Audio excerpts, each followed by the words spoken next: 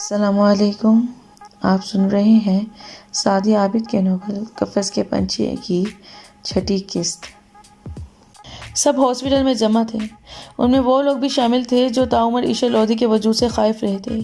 Doctors اپنی سی کوشش کر رہے تھے. ان کے درمیان کھڑے حارث لودھی اور مہرو کی سوچ کی پرواز ایک ساتھ محو سفر تھی. وہ دونوں ہی ماضی کو سوچ رہے تھے. ICU کا دروازہ کھلا. حارث سب سے پہلے لبکا تھا. ڈاکٹر کا جواب سن کر ان سب کی سانس بحال ہو گئی تھی. یا اللہ تیرا شکر، حارث لودھی نے زیر لب کہا تھا اور پرائیویٹ روم میں چلا آیا تھا. عائشہ لودھی بستر پر نیم جان سی پڑی تھی. حارث نے اسے نرمی سے پکارا تھا.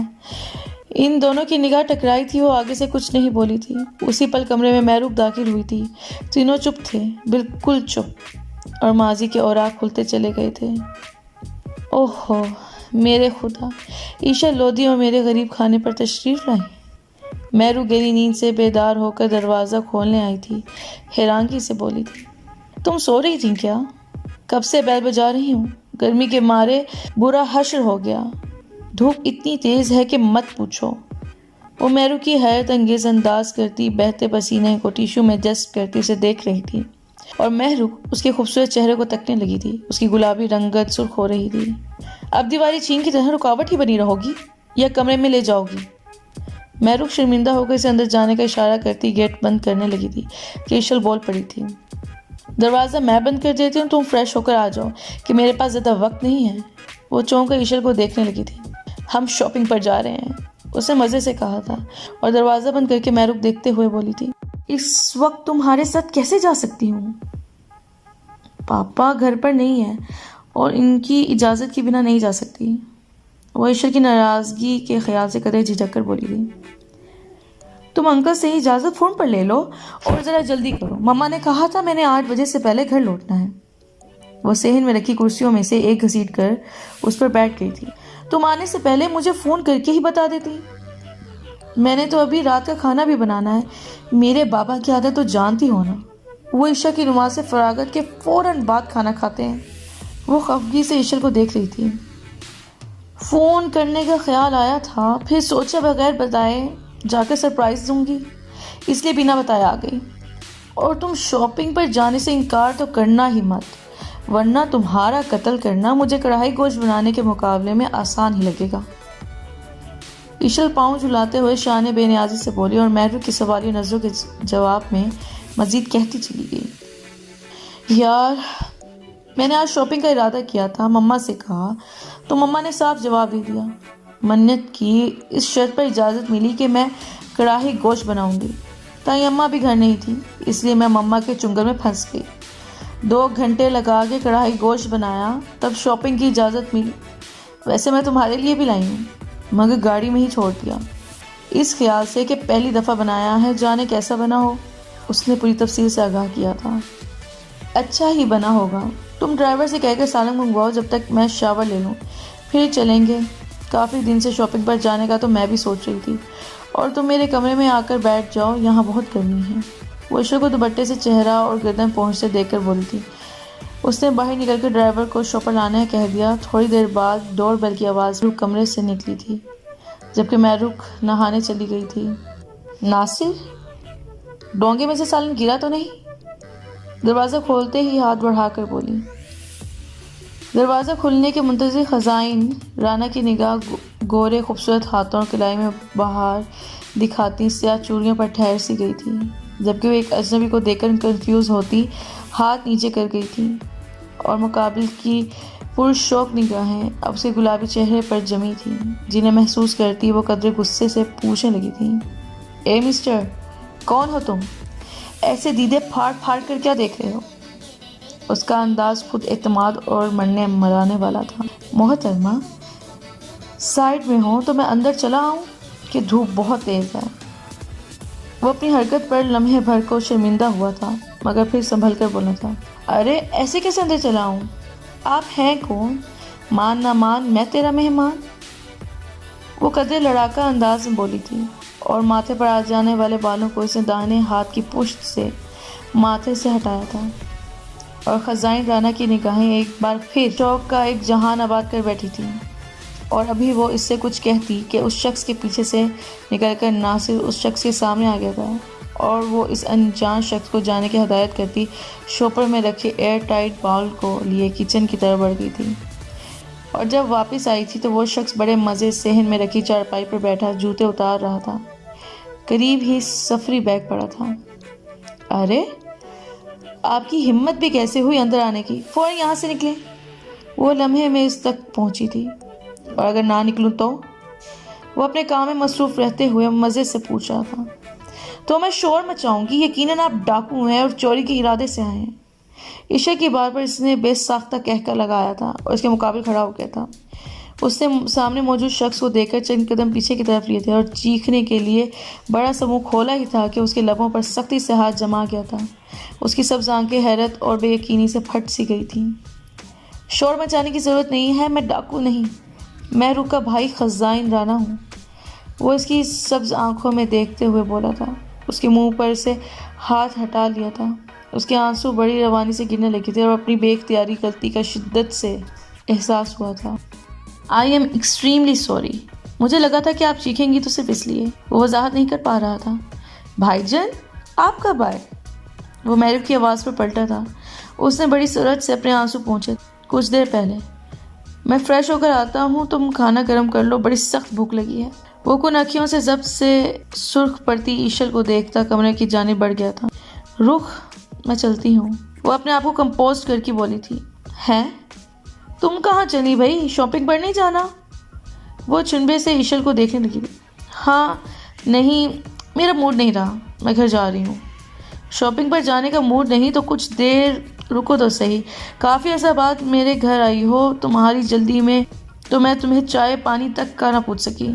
اس کا موڈ آف ہو چکا تھا، وہ فوری طور پر وہاں سے نکلنا چاہتی تھی، لیکن میں رک کے انسسٹ کرنے پر رک گئی تھی۔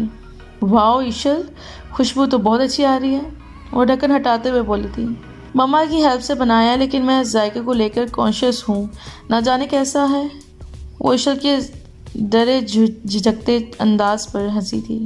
یہ تو آپ بھائی جان ہی بتائیں گے کہ کیسا بنا ہے، وہ دوست کو چھیڑ رہی تھی۔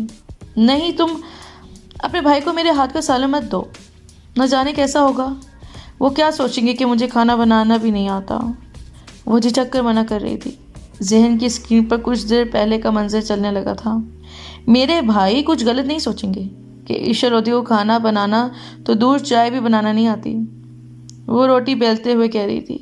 اوہوں، مجھے شوق نہیں ہے اور کبھی ضرورت بھی نہیں پڑی کہ گھر میں ملازم موجود ہیں، مما اور تائی اماں بھی ہیں، دونوں نے کبھی مجھے کچھ کرنے ہی نہیں دیا، اور کبھی مما نے احساس دلانا بھی چاہا تو تائی اماں میری ڈھال بن گئی، مگر آج کل تائی اماں بھی ان کی حمایتی بنی ہوئی ہیں، کیونکہ دونوں خواتین کو لگتا ہے کہ میری شادی کی عمر ہو گئی ہے۔ وہ آخری بات رازدارانہ انداز میں بولی تھی، اس لیے دونوں ہر وقت میرے پیچھے پڑی رہتی ہیں، یہ کر لو، وہ کر لو، یہ سیکھ لو، وہ سیکھ لو، مگر نوکروں کے ہوتے کچھ بھی سیکھنے یا کرنے کی ضرورت ہی کیا ہے۔ لاپرواہی سے کندھے اچکائے تھے، وہ کچن کی دہلیز پر دیوار سے ٹیک لگائے کھڑی تھی۔ اس کے یہ نادر خیالات خزائن رانا نے بھی سنے تھے۔ یہ سوچ غلط ہے عشل کہ کام کرنے اور سیکھنے کی ضرورت نوکروں کی موجودگی میں بیکار ہوتی ہے، کیونکہ لڑکیوں کو تو گھرداری کے سارے کام اور طور طریقے آنے چاہیے۔ اب مجھے ہی دیکھ لو، سلائی مجھے آتی ہے، مگر میں درجن سے کپڑے سلواتی ہوں، لیکن کبھی ارجنٹ سینے ہوں تو کسی کی محتاجی نہیں ہوتی۔ وہ ٹرے میں سالن اور روٹیاں رکھتے ہوئے بول رہی تھی۔ تمہاری بات اپنی جگہ درست ہے، مگر یار میرا نظریہ بالکل جدا ہے۔ میں صرف چولہا چکی کی ہو کر رہ جانے والی خواتین کو نہ ہی پسند کرتی ہوں، نہ ہی ان جیسا بننا چاہتی ہوں، اس لیے میرا تو ایسا کوئی ارادہ نہیں ہے کہ کچھ سیکھوں گی، کیونکہ آتا ہو تو کرنا بھی پڑتا ہے۔ اس نے بلا توقف اپنا ارادہ اور عزائم بتائے تھے۔ میکے تک تو یہ سب ٹھیک ہے عشل، لیکن سسرال میں اتنی آزادی اور منمانی کی اجازت نہیں ملتی۔ وہ اس کے لیے جوس بنانے لگی تھی۔ اوہوں، مجھے کون سا بیاہ کر کسی غریب گھر میں جانا ہے، پاپا اپنے سے کم حیثیت لوگوں میں میری شادی کبھی نہیں کریں گے، اس لیے ابھی عیش، بعد میں بھی عیش ہی عیش۔ وہ لاپرواہی سے بول رہی تھی۔ اسے عشا کی بات سے اختلاف تھا، مگر وہ کچھ نہ بولی تھی کہ اسے بچپن کی اپنی یہ سہیلی بہت زیادہ عزیز تھی۔ اس کی تو خود خواہش تھی کہ وہ اس کی بھابھی بن جائے، مگر اس کی نازک مزاجی سے بھی واقف تھی اور حیثیت کا فرق بھی نہیں مٹا سکتی تھی، اس لیے خواہش کو دل میں دبا کر بیٹھی تھی، لب پر کبھی نہیں لائی تھی۔ میرا تو کچھ دیر کھڑے رہنے سے حشر ہو گیا، تم رات دن اس چھوٹے سے کچن میں کیسے کام کر لیتی ہو؟ وہ اس کے ہاتھ سے جوس لیتے ہوئے بول رہی تھی، اور وہ اس کے دہکتے چہرے کو دیکھ کر شرمندگی کے احساس میں بند سی گئی تھی کہ کام تو اس نے کیا تھا، اور پسینے میں شرابور ہو گئی تھی۔ لون کی سیاہ پرنٹڈ قمیص پشت سے گیلی ہو گئی تھی، اسی لیے اب اس سے کھڑا ہونا بھی مشکل ہو رہا تھا۔ وہ ٹرے اٹھائے کچن سے نکلی تھی اور وہ گلاس کچن میں رکھ کر صحن میں آ گئی تھی، اور خزائن رانا کو دیکھ ناگوار تاثر ذہن پر دستک دینے لگا تھا۔ اس نے دوپٹے کے کونے سے پسینہ پہنچتی ایشل پر اچنتی ہوئی ایک نگاہ ڈالی جو اس سے پوشیدہ نہیں رہ سکی تھی۔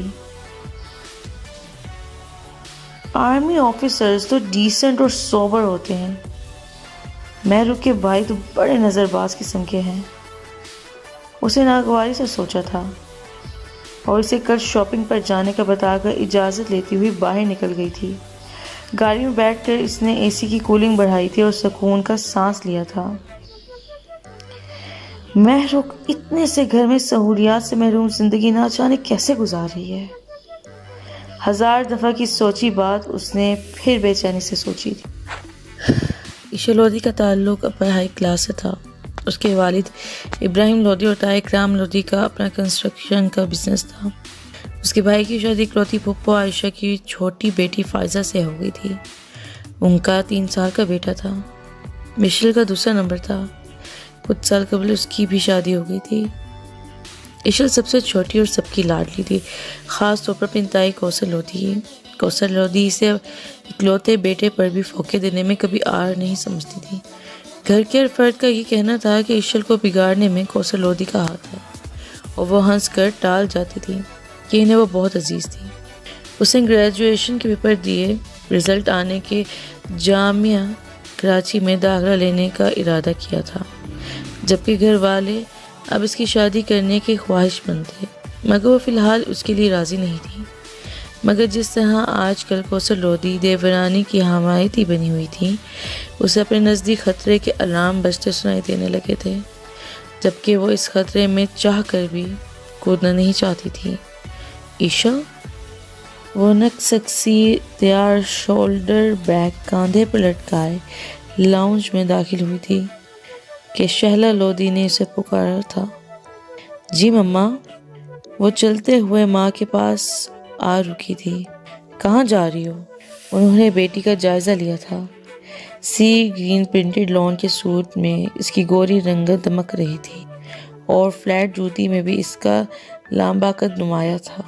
سبز آنکھوں میں براؤن آئی پینسل آئی لائنر اور شنگرفی لبوں پر براؤن لپسٹک، دائیں ہاتھ میں نازک سی سلور رسٹ واچ اور بائیں کلائی میں سجی سادی مینے کی چوڑیاں، سلیقے سے دوپٹہ شانوں پر پھیلائے، گلے میں پینڈنٹ اور کانوں میں ایک نگ کی بالیاں پہنے، وہ سادگی میں بھی کمال لگ رہی تھی۔